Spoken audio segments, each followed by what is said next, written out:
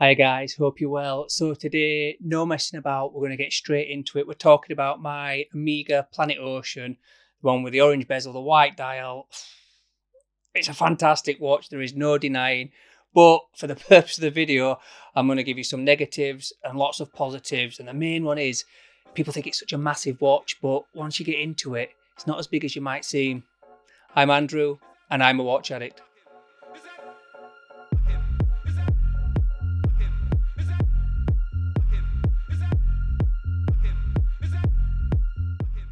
Right, let's get into it, no messing about. And if you think I've got a jumper on with a bit of orange because it matches my watch, you're absolutely right. What a geek. Right, so let's get into it. The boring stats straight off the bat. 43.5mm case, fair enough, but one of the first things you do notice about that is the bezel doesn't seem 43.5, and it's not. It actually measures in at 42mm, so straight away that nearly 44mm case, as you're looking at the watch on your wrist, it looks a 42mm watch. 16mm thick, which, yeah, you can't get away from that. That is a really thick watch. But if they look at the crystal side on, you can see it's a domed crystal. So maybe a mil or two of that is actually domed crystal, which doesn't affect the wearing of the watch. It just affects the thickness, if that makes sense. So if it was a flat crystal, you'd be looking at a 14mm watch. And then actually the dimensions start to make a little bit more sense in your head. It's got 21mm lugs, which is annoying. It should just be 20 or 22. But again, because it isn't 22, visually it's actually a little bit smaller than it could be. If you imagine the Tudor Black Bays, they're 22mm and they're quite a substantial thing on the wrist. But this at 21mm, again, just ever so slightly smaller. Also tapers down to 18mm. So again, I really do like a tapered watch. It's really important to me. I don't know why. It feels more of a refined watch on your wrist. And the big one, the lug to lug, again, is under 50mm at 49mm. So it's a really, really well-sized watch. Now, some people will just dismiss it out of hand and it just will not be for them. And I do appreciate that. And I've owned this watch a few years ago, and then I retried it on last year, and I just thought, no, it's not for me. And it were too big. But I've branched out, I've bought it, I've give it a go. And once you've worn it for a while, there's no denying there is some weight involved to it, but not as much weight and not as much uncomfortableness as you might think from such a bulky watch. So £5,560 is a watch, an expensive watch. That's not to be messed with, is it? There is no denying at all that that is an expensive watch. And I knew that when I bought it. I did get a little bit of discount, fair play, so that's a good thing. But I wanted a watch that I knew I could buy. It was built like a tank. It would last me forever. And it's got the Meta certified master chronometer, so it's got a great movement. It's going to be substantial. It's going to stand the test of time. It's going to be able to take a knock. And that mainly all brushed finish is really important to me because I just don't notice any scratches, for example, like I do on my Datejust. So again, 600 meters water resistance is just fantastic. Totally unnecessary because I'm never ever going to go deeper than a bath or a swimming pool. But it is nice to know that it's substantial enough to do it. A big contentious thing is the helium escape valve. Again, it's not needed because 99.9% people have never go diving in a watch. I get that. No one goes diving in it. And yeah, it does look a bit weird, but it also balances it out because of the crown and the helium escape valve. It almost gives it a bit of symmetry. I know it's not completely symmetrical, but it does give that a bit of balance to it. So once it's on the wrist, I genuinely have never noticed it until I'm talking about it now.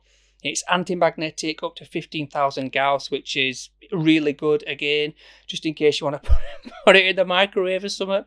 Obviously, it's got the date feature, white back on the date again, so it's really unnoticeable, the date feature. Master chronometer, screw down crown, which you'd have to expect on a dive watch, wouldn't you, regardless? So yeah, screw down crown, really good. Really chunky crown as well, so dead easy to operate and manoeuvre. Again, if you're wearing rubber gloves and going underwater, blah, blah, blah, whatever. Another really, really nice thing about this watch is the transparent case back. Again, I've said a few times, it's not really necessary on a watch, absolutely not. And you only ever notice it when you take it off at night or something. But yeah, just adds to that bit of luxury. It looks really, really nice. It looks a business. There is no denying about that. The 8900 movement, again, just a solid, dependable watch. Great bezel action, absolutely stunning bezel action. Easy for me to say. So yeah, domed, anti-reflective sapphire crystal. anti-reflective on both sides. Most of you out there are going to be like me. That's not a good thing, and I'm the same. You just worry that it's going to scratch or something. But in fairness, I have scratched it a couple of times against the door, against the fridge, whatever, and there's no marks on it yet. And I have worn it. I definitely haven't babied this watch. So yeah, it's not. I'd go as far to say it's bulletproof at this stage because it's just looking fantastic. The only place that there is a bit of wear is on the clasp, and I've actually brushed it down a couple of times with a soap sponge, but a dishwash sponge, but it's still come battered up again. But again, because of that brushed effect, it doesn't make it better, but it goes a hell of a lot better than polished Centerlinks.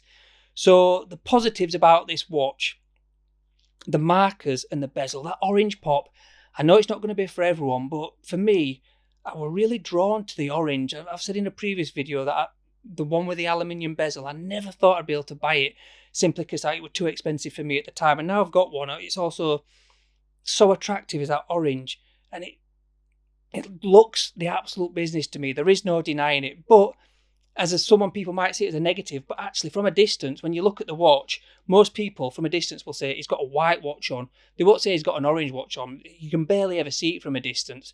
As can you see now? Yeah, you'll pick up the white and not much else, to be honest. So I think that's a good thing. The orange is a good thing for me. It's not going to be for everyone, but it is definitely a positive. Again, onto the thing that makes this watch not as big as the dimensions, and I would highly recommend trying it and experience it for a prolonged period, just so you can see for yourself, is the tapered lugs. And the polished, beveled edges really give the look of a thinner watch than it actually is.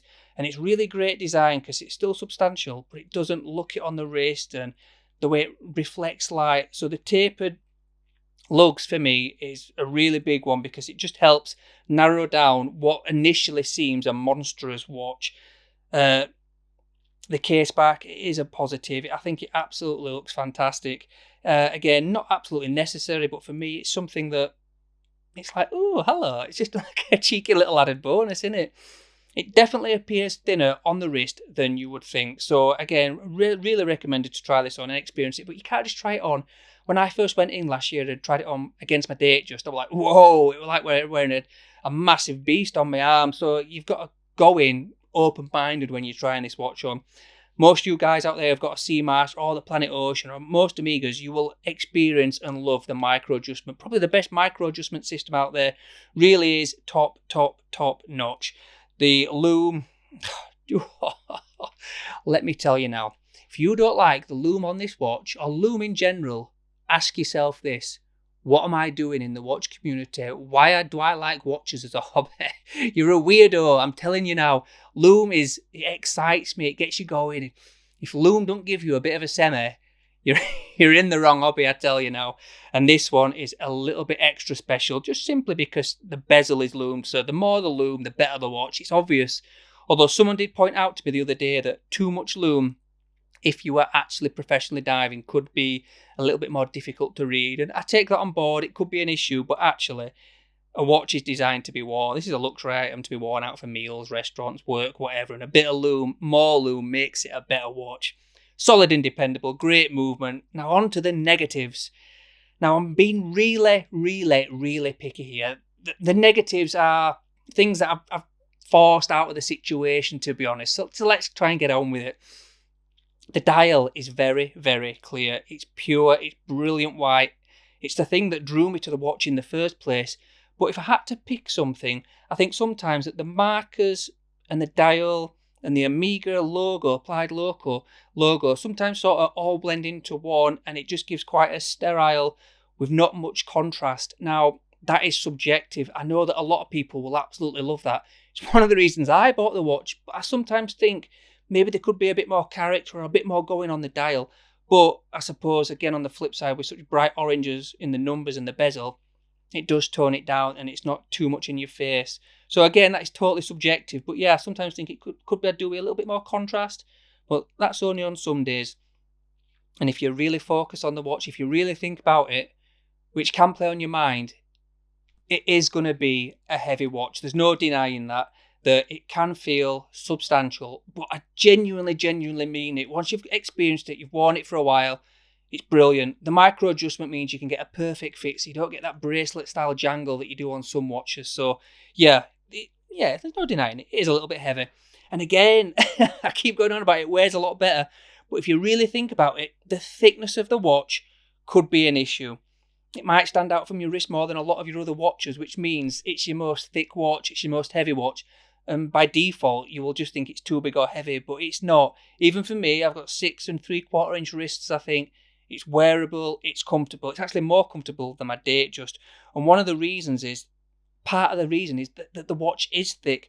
And the case back, how it protrudes out from what you can see on your wrist, actually is a good thing because it lifts the watch just that little bit extra off your wrist. And even though I've got a giant crown the size of a £1 coin, it doesn't rub the back of my hand, it doesn't dig in, and it is super comfy. So the thickness is a negative, but it is also a positive as well. Again, this is super picky what I'm about to say, and it goes against everything that I've been saying about it's a wearable watch. But if I had to be really picky, and if I had to refine this watch into something that I think is the perfect Planet Ocean, I would say that the thickness, maybe if it was a flat crystal and you just took a mil off the back and it was just maybe 2 mil less thick, and the bracelet itself, to refine it just a little bit more, maybe a mil and a half, 2 mil thinner, I think that would be more suitable to what I would like. And again, the clasp is a really thick, chunky clasp, but you've got to get that excellent micro adjustment in there somehow. So I get why they do it. And the bracelet has to be thick to match the thickness of the watch, and it gives an overall better balance. I'm just talking theoretically what I'd like to see. Maybe if it was designed that way and they handed it me, I might think, oh, it's not right. So who am I to question Omega's design ideas? It's just my ideas in my head that I think maybe that would be a little bit better. And obvious one, the one that makes this watch a no-go for most people is it's very frigging orange, isn't it? There is no denying that that is an orange watch, and not everyone likes orange. I do personally. I like orange as a colour. I haven't got any orange clothes. I actually bought this jumper because it had orange on it. Tragic, I know. But it is a beautiful, stunning watch. And this is one of the few watches that I've bought and have been really content with, really happy with. And for me, that orange against the white, it's stunning. It really is. It's a shit-hot watch. There is no denying it. I absolutely love it. So yeah, that's my positives, negatives. Banged on a bit here. I'd like to know your thoughts. Maybe not on this Planet Ocean, yeah, for sure. What do you think of the orange-white combo? It's obvious it's not for everyone. It's not the most popular model by a long shot. But what do you think of the Planet Ocean? Is it simply too big? Have you tried it? Have you got one? Do you think it's a good wear? I love it. I can't believe I ever sold my blue one a couple of years ago. I really, really thought that was a beautiful watch. But this, it's just, oh la la. Right, guys. Hope you enjoyed the video. Tell me what you think. Over and out. I'll see you in the next one.